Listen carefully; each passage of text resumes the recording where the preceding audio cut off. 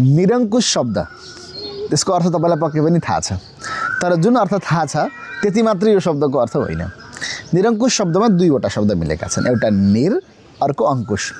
अङ्कुश तपाईलाई थाहा छ, माछा मार्ने बेलामा एउटा अङ्कुश यस्तो खालको परेको हुन्छ नि, यस्तो खालको यो अङ्कुश। यो अङ्कुशले के गर्छ, कसैलाई तान्ने काम गर्छ। जसमा अङ्कुश छैन त्यो हो निरङ्कुश। कविको लेखनी निरङ्कुश हुन्छ, शास्त्रकारहरूले संस्कृतमा त्यसरी व्याख्या गरेका छन्। किन?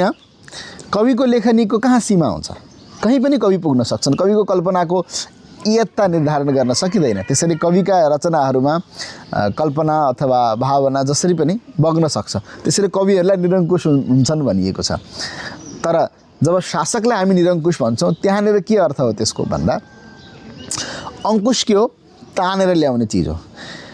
यदि शासक खराब भयो भने जनताले तपाईँ ठिक हुनुहुन्न, तपाईँ आउनुहोस् भनेर एउटा राइट टु रिकल भने जस्तो तान्न सक्ने यदि अवस्था छैन, अङ्कुश लगाउन सक्दैन भने त्यो शासक के हो, निरङ्कुश शासक हो।